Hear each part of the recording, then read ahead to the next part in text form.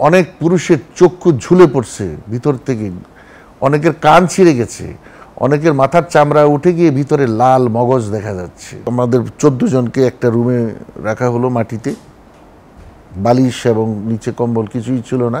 আমাকে রিমান্ডে যখন নেওয়া হয়েছে, একজন পুলিশ অফিসার আমার গায়ে থুতু মেরেছে, জেনারেল জিয়া সম্পর্কে অনেক নোংরা কথাবার্তা বলেছে, ক্যান্টনমেন্ট একটি ভাগার ইত্যাদি। একজন চাকরিরত পুলিশ অফিসার বা কজন পুলিশ অফিসারের মুখে আমি এগুলি জীবনে প্রথম শুনি। ঊর্ধ্বতন কর্তৃপক্ষের নির্দেশ ছিল আমাকে যাতে কোনো ডাক্তার না দেখে, কোনো ওষুধপত্র না দেয়া না হয় এবং চিকিৎসার জন্য কোনো হাসপাতালে যেতে দেয়া না হয়। ওয়ালটন আবারও মিলিয়নিয়ার অফারে ওয়ালটন ফ্রিজ কিনে আপনিও হয়ে যেতে পারেন মিলিয়নিয়ার।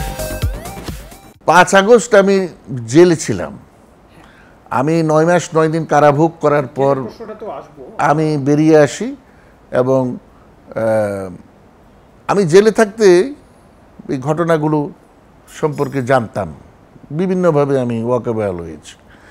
এখন আমি জেলে যাওয়ার আগে আমি এই সরকারের পতনের জন্যে একটা বলয় তৈরি করার জন্য কাজ করেছি এবং সেটা সকল দলের জাতীয় ঐক্য, এবং সে ঐক্যমত সৃষ্টি প্রায় করার শেষ হলে পরে 28 অক্টোবর একটা বিশাল জাতীয় সমাবেশ হয় সকল দলের। সেখান থেকে কোনো দল রণভঙ্গ দেয় এবং সে কারণে ওই সরকারের পতন হয়নি, যেটা পরবর্তীতে মার্কিন যুক্তরাষ্ট্রের যে অ্যাম্বাসেডর পিটার হাস তিনি নিজেও বলেছেন একটি দলের কথা। তিনি এও বলেছেন যে যেহেতু বাংলাদেশের রাজনৈতিক দল এর থেকে পিছু হটেছে, তাই এই আন্দোলন সফল হয়নি। আর এরপরে আমেরিকা অনেকটা কৌশলগত কারণে তৎকালীন ফ্যাসিস্ট সরকারকে নির্বাচন করতে সমর্থন দেয়। সরকার নির্বাচন করে আবার ক্ষমতায় আসীন হয়। তারপরের আন্দোলনের সাথে আমেরিকার সম্পৃক্ততা তারা অস্বীকার করে। এখন আমার কথা হলো, যাদেরকে আমরা উদ্বুদ্ধ করেছিলাম, যাদেরকে রাস্তায় নামার জন্য আমরা বলেছিলাম, তাদের মধ্যে কেউ না কেউ তো এই নেতৃত্ব দেওয়ার জন্য প্রস্তুত ছিল। সুতরাং এই কোটা আন্দোলন, যেটা বীজ আগেই বপন করা হয়েছে, সেখান থেকে গড়াতে গড়াতে শেষ পর্যন্ত এই পর্যন্ত আসছে। তো এই সোনার ছেলেরা বাংলাদেশের একটা সফল বিপ্লব করতে পেরেছে। আমি বলবো আন্দোলন বলেন, বিপ্লব বলেন, তো উত্তরটা এখানে শেষ হওয়া উচিত ছিল। তা আমি বলবো এর সফলতা কিন্তু নির্ভর করে সর্বশেষ লক্ষ্য অর্জনে। লক্ষ্য অর্জিত হয়নি, লক্ষ্যের কাছাকাছি গিয়ে তারা ভুল করে সম্ভবত লক্ষ্যচ্যুত হয়েছে, এবং সে কারণে এই আন্দোলন, এই বিপ্লব, আমি বলি যে এটা এক ধরনের অ্যাবর্শন, মানে বাচ্চাটি জন্ম হওয়ার আগেই জন্মগ্রহণ করেছে, সিজার হয়েছে, এর সঠিক যে লক্ষ্য ছিল সেটা অর্জিত হয়নি। ভিতরের থেকে ষড়যন্ত্র হয়েছে, বাহির থেকে ষড়যন্ত্র হয়েছে, এবং যারা এই বিপ্লবের চাবিকাঠি হাতে নিয়ে নিয়েছে তারা আর বিপ্লবের যে লক্ষ্য সেটা অর্জন করতে সহায়তা করেনি এবং বাধাগ্রস্ত করেছে।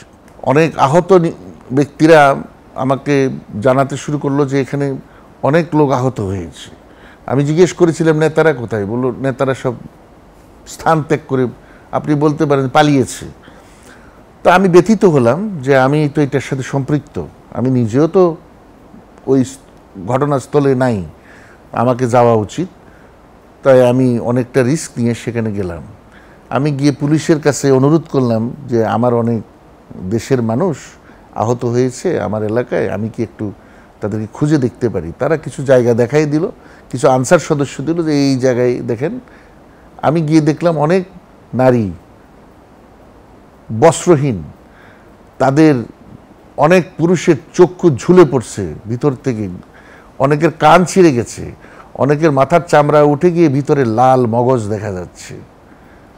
আমি দেখে অত্যন্ত ব্যথিত। আমি আমার অশ্রু সম্বরণ করতে পারিনি। অনুরোধ করেছিলাম আনসার সদস্য এবং মিউনিসিপ্যাল কর্পোরেশনের, সিটি কর্পোরেশনের কিছু সুইপারকে, কর্মচারীকে, যে আমাদেরকে সাহায্য করেন, চলেন আমরা এদেরকে হাসপাতালে নিই। ওনারা সাহায্য করলেন, একটা ভ্যানে করে কিছু লোককে বিভিন্ন হাসপাতাল, বিশেষ করে ইসলামিক ব্যাংক হাসপাতালের দিকে নিলেন। ওখানে জায়গা ছিল না, বলল যে পাশে টেম্পোরারি ক্লিনিক করা হয়েছে, এখানে যান। তো ওই ক্লিনিক, ওইটা আসলে ব্যানার ট্যানার ছেঁড়া, পরে শুনলাম যে এটা বিএনপির অফিস। আমরা সেখানে গিয়ে প্রায় 10-12 জনকে ভিতরে ঢুকালাম। আগের থেকেই সেখানে 27 জন ছিল বা আরও বেশি, এবং একজন নেতাও ছিলেন আহত অবস্থায়, মিস্টার ইশরাক। ঘটনা এখানে শেষ হতে পারত, কিন্তু আরেকজন ব্যক্তি সেখানে গেছেন, তিনি মার্কিন যুক্তরাষ্ট্রের নাগরিক কিন্তু বাঙালি, তার বাড়ি, সাবেক বাড়ি পাবনা, এবং তিনি প্রথম দিকে ভালোভাবে মনোবেদনায় দুঃখ প্রকাশ করে হঠাৎ ক্ষেপে গেলেন এবং কিছু কথাবার্তা বললেন যেটা তার বলা উচিত ছিল না। যেমন আমেরিকান গভর্নমেন্ট স্যাংশন দিবে এবং অর্থনৈতিক স্যাংশন দিবে, পুলিশের বিচার হবে, যারা যারা হত্যাকাণ্ড করেছে তাদের বিচার, এগুলো একটা রাজনৈতিক বক্তব্য, এটা আসলে তার বলা উচিত হয়নি। তো আমি ওখান থেকে পরে উঠে বললাম যে আসলে ঘটনাটা তো এরকম হওয়া উচিত ছিল না, আমরা তো মানুষকে হেল্প করতে এসেছি। তো আমরা চলে আসলাম। আমি তারপরের ঘটনা তো জানেন, আপনি প্রশ্ন করেছেন আমার সাথে কেমন আচরণ করা হয়েছে। আমার সাথে ভালো আচরণ করা হয়নি। আমাদের 14 জনকে একটা রুমে রাখা হলো, মাটিতে, বালিশ এবং নিচে কম্বল কিছুই ছিল না। পরে একটা কম্বল শেষ দিকে দেয়, অত্যন্ত গন্ধ, ঘরের ভিতরে একটা ভাঙ্গা টয়লেট ছিল, ওটার গন্ধে শোয়া যেত। আমাকে রিমান্ডে যখন নেওয়া হয়েছে, একজন পুলিশ অফিসার আমার গায়ে থুতু মেরেছে এবং আরও অনেক শারীরিক নির্যাতনের চেষ্টা করেছে। তো অনেক কিছু আসলে বলা উচিত না, অনেক অসংলগ্ন ব্যক্তিগত বিষয়, গালিগালাজ, সামরিক বাহিনীকে গালিগালাজ করেছে, সেনাবাহিনী অফিসারদেরকে গালিগালাজ করেছে। আমাদের সকলের সম্মানিত, শ্রদ্ধেয়, যাকে আমরা আমাদের জীবনের আইডিওলজি এবং ফিলোসফার মনে করি, জেনারেল জিয়া সম্পর্কে অনেক নোংরা কথাবার্তা বলেছে, ক্যান্টনমেন্ট একটি ভাগার ইত্যাদি। একজন চাকুরিরত পুলিশ অফিসার বা কজন পুলিশ অফিসারের মুখে আমি এগুলি জীবনে প্রথম শুনি। আমি উত্তেজিত হয়ে পড়ি প্রায়। যাই হোক, একজন রাজনৈতিক নেতা আমাকে হাত ধরে থামান যে উত্তেজনার স্থান নেই। প্রায়ই এরকম আমার উপর অত্যাচার করা হতো শারীরিক মানসিকভাবে। তো 10 দিন আমি রিমান্ডে ছিলাম। সেই দুঃখের বিষয়ে এখানে আসলে বর্ণনাতীত, আমি আর বলবো না। আমি যখন জেলে ছিলাম, ঊর্ধ্বতন কর্তৃপক্ষের নির্দেশ ছিল আমাকে যাতে কোনো ডাক্তার না দেখে, কোনো ওষুধপত্র না দেওয়া না হয় এবং চিকিৎসার জন্য কোনো হাসপাতালে যেতে দেওয়া না হয়।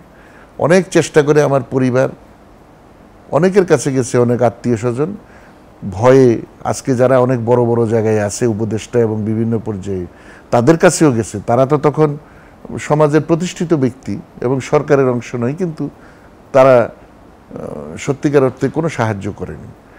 তো আমি এগুলো প্রতিবাদ করি না, কিন্তু এখন মনে করি যে বিপ্লব শেষ, সবাই বিপ্লবী হয়ে গেছে, কিন্তু মানে সবাই বিপ্লবের অংশ মনে করে। তা আমরা যারা ত্যাগ স্বীকার করেছি, আমরা কিন্তু বিপ্লবটাই দেখলাম, এর অর্জনটা কিন্তু আমাদের চোখে পড়ছে না।